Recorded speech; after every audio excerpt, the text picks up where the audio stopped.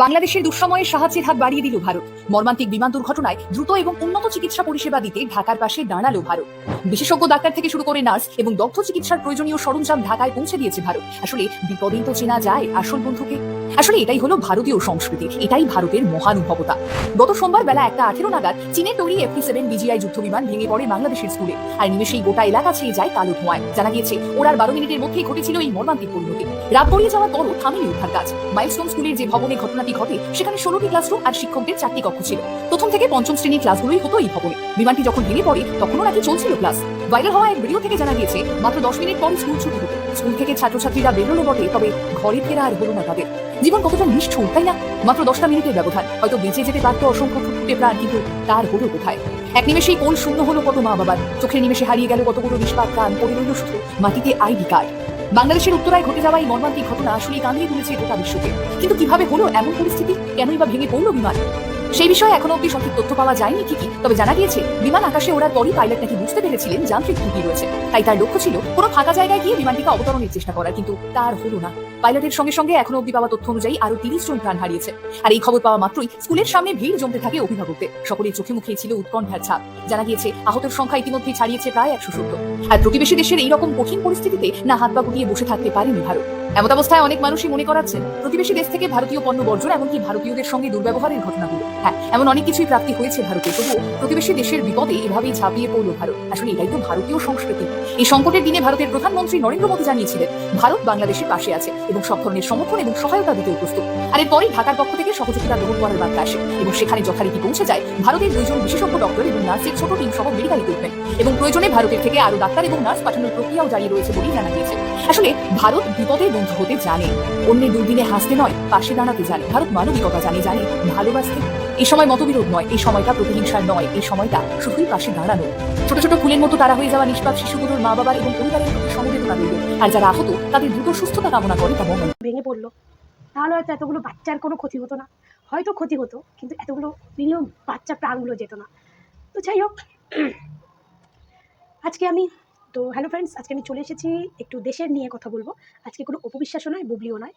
তো সবাই ভিডিওটা স্কিপ না করে একটু দেখো। তো ভিডিওটা তোমরা দেখলে যে বাংলাদেশে যে ঘটনাটা ঘটেছে উত্তরায়ণের স্কুলে, তো সেই স্কুলে তো আমরা এই সময় এই অবধি সবাই জানি যে যত বাচ্চা ছিল সব বাচ্চাই, মানে অনেক বাচ্চাই মারা গেছে, প্লাস অনেকেই আহত। আর আহত এতটাই আহত যে তাদের জীবন খুব সংকটজনক। আর আমরা যতটা জানি যে বাংলাদেশে ভালো ডক্টর নেই, কারণ আমরা বরাবরই দেখে এসেছি যে বাংলাদেশে কোনো ভালো ট্রিটমেন্ট হতে গেলে বাংলাদেশের লোক আমাদের ইন্ডিয়াতে আসে।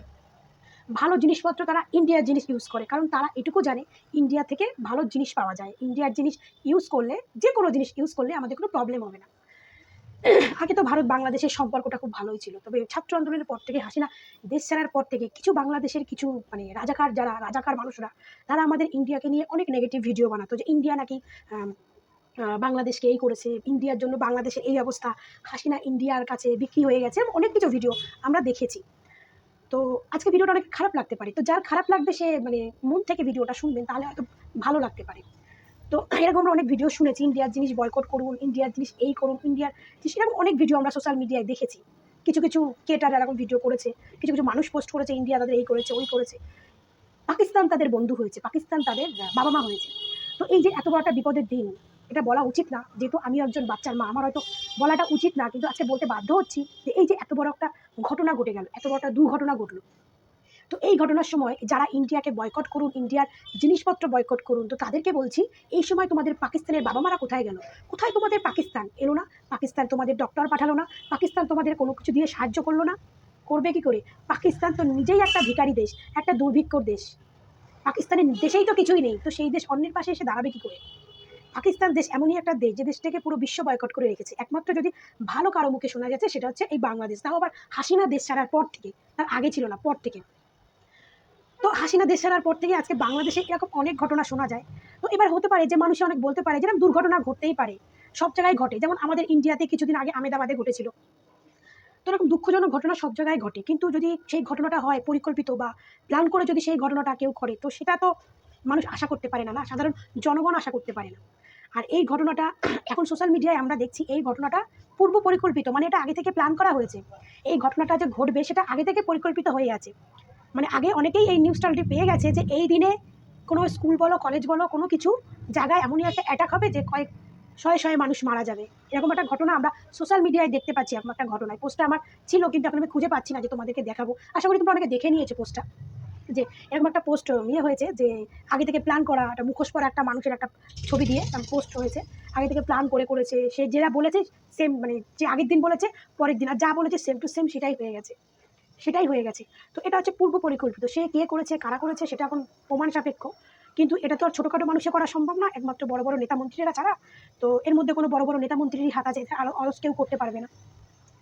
তো বলি, এই যে আজকে বিপদের দিনে তোমাদের ইন্ডিয়ার হেল্পটাই নিতে হলো। আজকে আমাদের মোদিকে তোমরা অনেক গালাগাল দিয়েছো, হাসিনাকে সঙ্গে মোদিকে হাসিনার বর বানিয়েছো, অনেক নোংরা নোংরা গালাগাল দিয়েছো। আজকে বিপদের দিনে কিন্তু এই মোদি তোমাদেরকে হাত বাড়িয়ে দিল, আমাদের প্রধানমন্ত্রী তোমাদেরকে হাত বাড়িয়ে দিল। আজকে সে সঙ্গে সঙ্গে খবর শোনার সঙ্গে সঙ্গে সে বার্তা দিল যে কোনো হেল্প লাগলে বাংলাদেশে আমরা পাশে আছি। আর মানে মোদির এই বার্তাটা সেকেন্ডের মাথায় ঢাকা থেকে খবর পাঠিয়েছে, মানে খবর এসছে যে আমাদের এই মুহূর্তে এই সহযোগিতা চাই। সঙ্গে সঙ্গে আমাদের প্রধানমন্ত্রী সে কিন্তু তার পুরনো শত্রুতাটা মনে রাখেনি, সে কিন্তু এই যাতে প্রতিবেশী দেশে কোনো সাহায্য করতে পারি, হেল্প করতে পারি, সঙ্গে সঙ্গে সে ডক্টর নার্স সব পাঠিয়ে দিয়েছে। কারণ আমরা জানি আমাদের ইন্ডিয়া অনেক উন্নত, অনেক এগিয়ে, অনেক উন্নত। আর আমাদের ইন্ডিয়া, আমাদের প্রধানমন্ত্রী, আমাদের দেশের মানবিকতা আছে বলে আজকে আমাদের দেশকে প্রত্যেকটা দেশ ভালোবাসে, প্রত্যেকটা দেশ। আজকে আমাদের উপর কোনো কিছু ক্ষতি হলে সব দেশ এগিয়ে আসে, সব দেশ। কেন? কারণ আমাদের দেশের প্রধানমন্ত্রীরা তাদের সঙ্গে সেই ব্যবহারটা রেখেছে, বিপদে আপদে সবার পাশে থেকেছে। আজকে বলা কথা হচ্ছে, যারা এই ভিডিওগুলো পোস্ট করেছো, ইন্ডিয়ার বয়কট করুন, ইন্ডিয়া এই করুন, ইন্ডিয়া ওই করুন, তাদেরকে বলছি, তো তোমাদের বাবারা যে পাকিস্তান থেকে তোমাদের বাংলাদেশে রেখে গেছে, তো তোমাদের বাবারা কোথায় গেছে? এই বিপদের দিনে আসেনি কেন? যে বাপ্পারা হাহাকার করে কান্নাকাটি করছে, তাদের সন্তানদের আজকে এই অবস্থা, অনেকে তো কোনো খোঁজই পায়নি তার সন্তানদের। এবার তোমাদের পাকিস্তানে বাবারা আসেনি কেন? কারণ তাদের তো ক্ষমতা থাকতে হবে না।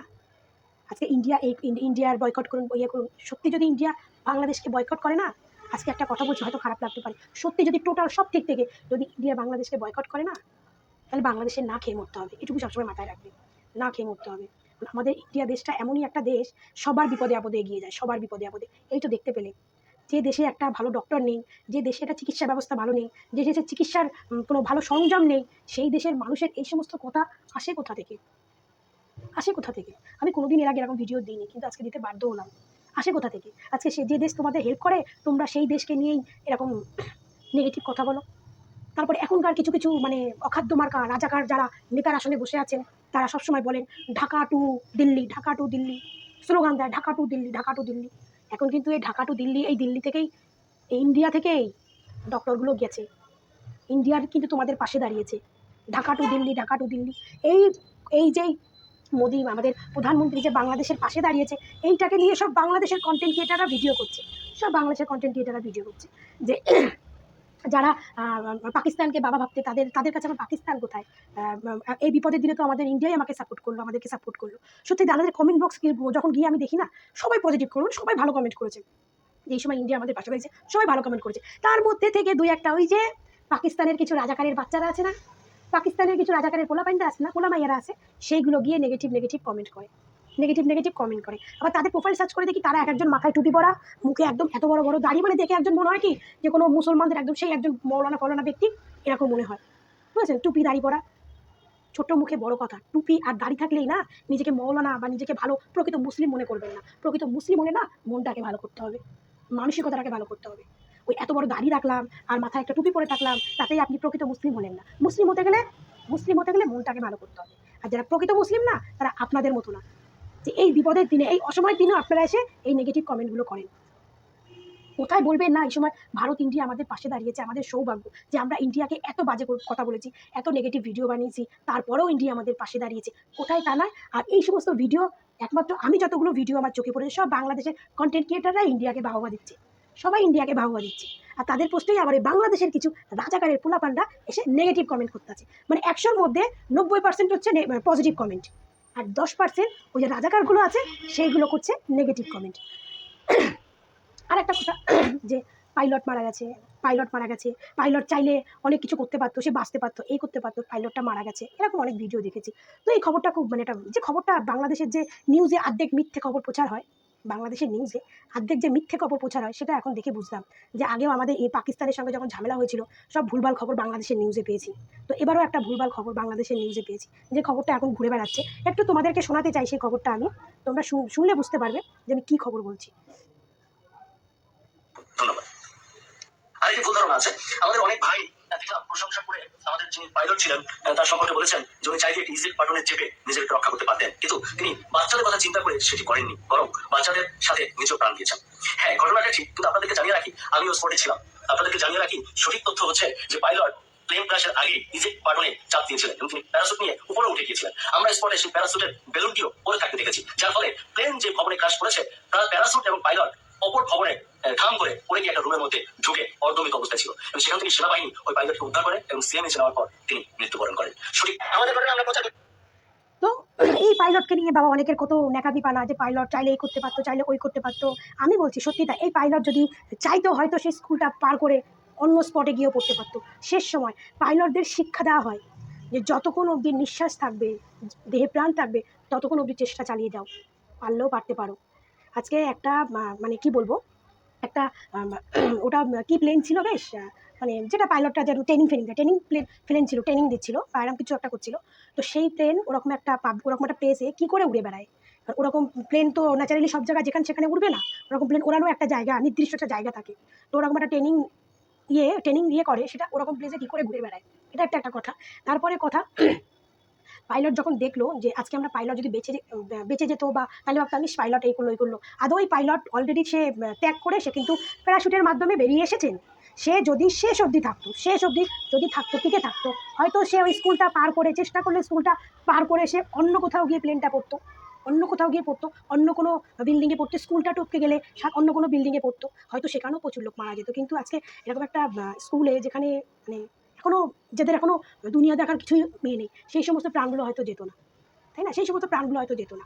তো এটাই বলি, পাইলট যদি শেষ মুহূর্তে থাকতো তাহলে হয়তো ওই ইয়েটা ওখান থেকে না দিয়ে প্লেনটা অন্য জায়গায় গিয়ে ক্রাশ করতে পারতো, স্কুলের জায়গাটা সেফ থেকে অন্য জায়গায় গিয়ে হয়তো ওখানে পড়লে ওখানেও কিছু মানুষ আহত বা মরতো, কিছু হতো, কিন্তু এই দুধের শিশুগুলোর জীবনগুলো তো যেত না, যারা এখন পৃথিবী কিছুই দেখলো না, পৃথিবীর কিছুই বুঝলো না। তো সেইখানে দাঁড়িয়ে একে নিয়ে অনেকে মিথ্যা নিউজ করছে কি পাইলট নিজের জীবন দিয়ে দিয়েছে। হ্যাঁ, এই অনেক জায়গায় শুনছি পাইলট এখনো মরেনি, এখনো মানে মৃত্যুর সঙ্গে লড়াই করছে। আবার ইনি বললো যে এখনো উনি মারা গেছে, মানে উনি প্যারাশুট নিয়ে পড়ে গিয়ে উনিকে ওখানকার বিএসএফের ওনাকে ভর্তি করেছে, সঙ্গে সঙ্গে উনি মারা গেছে, হয়তো অনেক উঁচু থেকে পড়ে গেছে তার জন্য মারা গেছে। কিন্তু এনার লাস্ট অব্দি চেষ্টা করা উচিত ছিল, কারণ ইনি জানে যে প্যারাশুটের মাধ্যমে অনেকে বেঁচে যায়, কিন্তু এমন এমন মানে পজিশন থাকে যেখানে প্যারাশুটও হয়তো বাঁচাতে পারে না, সেখানে হয়তো প্যারাশুটও তার জীবন রক্ষা করতে পারে না। তো সেই অবস্থা হয়েছে পাইলটের। সে এতগুলো বাচ্চার জীবন চলে গেল, সে বাঁচাতে পারতো, হয়তো শেষ অবধি থাকলে হয়তো সে বাঁচাতে পারতো, হয়তো প্লেনটা ওইখানে ক্রাশ না করে সে একটু এগিয়েও ক্রাশ হতো, চেষ্টার মাধ্যমে তো হতেও পারতো, এতগুলো প্রাণ যেত না, মানে উঠতি শিশুদের প্রাণ যেত না। আর তারপরে বলছি এটা পূর্ব পরিকল্পিত, আমি 100% ধরছি। কেন ধরছি? যে যদি পাইলট নিজে যখন প্যারাশুট দিয়ে নাম দিল, তাহলে এটা হতেও পারে পূর্ব পরিকল্পিত, হয়তো এরকমভাবেই প্ল্যান করা হয়েছে যে তুমি প্যারাশুট দ্বারা নেমে যাবে, কিন্তু দুঃখের বিষয় নেমেও কোনো লাভ হলো না। হতে পারে তো, অনেক কিছুই হতে পারে, অনেক কিছুই করাই সম্ভব। যখন এরকম একটা সোশ্যাল মিডিয়ায় এরকম একটা নিউজ ঘোরাফেরা করছে, তখন তার একটু হলেও তো সত্যতা আছে, একটু হলেও তো কিছু আছে, তাই না? তো সেইগুলো নিয়ে আন্দোলন করো, সরকারকে প্রশ্ন করো এই জিনিসটা কেন হলো, কিসের জন্য হলো, এই জিনিসটা। তোমরা ইন্ডিয়ার এগুলো করো না, কারণ ইন্ডিয়ার বদনাম করে কোনো লাভ নেই, কারণ ইন্ডিয়া না হলে তোমরা বাঁচবেও না, পরিষ্কার কথা বলছি। যেমন আমাদেরও বাংলাদেশ থেকে কিছু জিনিস চাই, সেই জিনিসগুলো আমাদের বাংলাদেশ থেকে চাই, কিন্তু ইন্ডিয়া এমন একটা দেশ যে বাংলাদেশ না দিলে অন্য দেশ থেকে আমরা আনতে পারবো। তো তোমরা ওখান থেকে আনতে পারবে না। ওই এনেছিলে না পাকিস্তান থেকে আলুর বস্তার মধ্যে পাথর দিয়েছিল। তো যাই হোক, আমার এই ভিডিওটা করাতে একটাই হচ্ছে কারণ, যে এই যে রাজাকারের বাচ্চাগুলো আমাদের ইন্ডিয়াকে নিয়ে সবসময় নেগেটিভ কথা বলে না, সেই রাজাকারের বাচ্চাগুলোকে বলছি যে এই দুঃখের দিনে তোদের এই নেগেটিভ কমেন্টগুলো করতে হবে, এই দুঃখের দিনে তোদের এই নেগেটিভ এগুলো করতে হবে, না করলে কি তোদের পেটের ভাত হজম হয় না? আর সবসময় ইন্ডিয়া এই করো, ইন্ডিয়া ওই করো। এই ইন্ডিয়া যদি তোদের বাংলাদেশ সত্যি কোনোদিনও বয়কট করে দেয় না, তাহলে সেই দিন বাংলাদেশের হয়তো না খেয়ে মরতে হবে। অনেকের হয়তো আমার ভিডিওটা আছে খারাপ লাগতে পারে, তো সত্যিটা সত্যি, বুঝেছো? আজকে আমাদের প্রধানমন্ত্রী দেখিয়ে দিল যে বিপদে মানুষের পাশে কি করে দাঁড়াতে হয়, সেটা আমাদের প্রধানমন্ত্রী দেখিয়ে দিল। কিন্তু তোমাদের মন্ত্রী কি করেছিল? তোমাদের প্রধানমন্ত্রী আমাদের যখন পাকিস্তানের সঙ্গে যুদ্ধ হয়, তোমরা তো হাততালি দিচ্ছিলে, ভালো হয়েছে, ইন্ডিয়াকে ধ্বংস করে দিক, শেষ করে দিক, এই করে দিক। তোমাদের প্রধানমন্ত্রী তো কোনো একটা বার্তাও শুনিনি না, ইন্ডিয়া আমাদের প্রতিবেশী রাষ্ট্র, সেখানে কোনো ক্ষতি হলে আমাদের হবে, এরকম কোনো কথাও শুনিনি তোমাদের প্রধানমন্ত্রী। তো তোমাদের প্রধানমন্ত্রী, তোমাদের কিছু জনগণদের কথা কি, মুসলিম, পাকিস্তানও মুসলিম, আমরাও মুসলিম, তাই আমরা পাকিস্তানের সাপোর্ট করবো। কিন্তু তোমরা 1971 সালের কথাটা হয়তো ভুলে গেছো যে 1971 সালে তোমাদের বাংলাদেশের মা বোনেদের ইজ্জত কিন্তু ওই পাকিস্তানের লোকেরাই নিয়েছে। তোমাদের মা বোনেদের রেপ, মেরে দেওয়া, মা বোনের ইজ্জত নিয়েছে, মেরে ফেলা ওই পাকিস্তানের লোকে কিন্তু করেছে, আমাদের ইন্ডিয়ান লোকেরা করেনি। ঠিক আছে, এই যে কিছু কিছু ভুল বার্তাগুলো তোমাদের কারা দিচ্ছে জানো? এই যে নতুন তোমাদের কিছু রাজাকার নেতা হয়েছে না, নতুন কিছু তোমাদের রাজাকার গদিতে বসেছে না, রাজাকার নেতারা, এই সমস্ত রাজাকার নেতারাই তোমাদেরকে এই সমস্ত ভুল বার্তা দিচ্ছে যে ইন্ডিয়া ওই করেছে, ইন্ডিয়া সেই করেছে। এই বিপদের দিনে তো তোমরা বুঝে গেলে যে ইন্ডিয়া তোমাদের কি করে, ভালোবাসে আর তোমাদের ক্ষতি করতে চায়। এই বিপদের দিনেই বুঝে গেলে যে কে কাছে, ইন্ডিয়া না পাকিস্তান। তো এটা তোমরা সবসময় মাথায় মনে রেখে দিও। ওই রাজাকারগুলোর কথা শুনে তোমরা নাচছো না। ওই রাজাকারগুলো যেমন কয় বাংলাদেশ থেকে বঙ্গবন্ধুর অস্তিত্ব মিটাই দিন, ভাই বাংলাদেশটা তো তৈরি করলো এই বঙ্গবন্ধু, তা অস্তিত্ব মিটাই গেলে বাংলাদেশ ধ্বংস করতে হবে। বাংলাদেশটাকে তৈরি করে গেছে এই তো বঙ্গবন্ধু, বঙ্গবন্ধু না থাকলে কি আর বাংলাদেশ পাতিস তোরা? তা তো পাকিস্তানের ইয়ে করতিস তোরা। যে দেশ তৈরি করে গেল, আচ্ছা তার অস্তিত্ব তোরা মিটাই দিবি? তাহলে তোরা কোন বড় রাজাকার চিন্তা কর, তোরা কত বড় রাজাকার চিন্তা কর। আজকে নিজের হাতে নিজের সোনার দেশটাকে ধ্বংস করে দিবি। কি সুন্দর বাংলাদেশ ছিল, হাসিনা সরকার বাংলাদেশ কি সুন্দর করেছিল। হ্যাঁ, নেতারা যেমন খায় তেমন দেয়, এটা মানতে হবে। হাসিনা যেমন খেয়েছে, বাংলাদেশের খেয়েছে, বাংলাদেশে করেছেও তাই। সবাই বলতো বাংলাদেশকে লন্ডনের সঙ্গে লোকে তুলনা করতো হাসিনার আমলে, আর সেই সোনার বাংলাদেশটাকে এই ছাত্র আন্দোলনের সময় এই কটা রাজাকার মিলে পুরো প্ল্যান করে ধ্বংস করে দিল। ধ্বংসর এখন দিন যাচ্ছে এরকম, ধ্বংস মানুষের পর মানুষের জীবন চলে যাচ্ছে। ওই রাজাকারগুলোর কিন্তু কিছু হচ্ছে না, নিরীহ প্রাণগুলো চলে যাচ্ছে। ওই রাজাকারগুলো দেখবি কিন্তু আগে থাকতো ফুটো তালায় ভাত খেত, এখন সোনার তালায় ভাত খাচ্ছে। আগে ভ্যান রিক্সা চালানোর অকাত ছিল না ওই রাজাকারগুলোর, এখন তারা কোটি টাকার গাড়িতে চলছে। ওই রাজাকারগুলো কিন্তু ঠিক আছে, কষ্ট পাচ্ছে কারা? সাধারণ জনগণ। এখনো সময় আছে, এখনো সময় আছে। নিজের জীবন যদি বাঁচাতে চাও এবং নিজে যদি শান্তি মতো বাংলাদেশে থাকতে চাও, আন্দোলন করো, রুখে দাঁড়াও। এতগুলো নিরীহ বাচ্চার জীবন গেল, তার কেন গেল, কিসের জন্য গেল, সরকারকে কৈফিয়ত দিতে বলো। তো জানি না আমার ভিডিওটা কার ভালো লাগবে, কার খারাপ লাগবে, কজন দেখবে। যার খারাপ লাগবে সেও কমেন্ট করে বলো, যার ভালো লাগবে সেও কমেন্ট করে বলো। ভালো থেকো, সুস্থ থেকো, টাটা।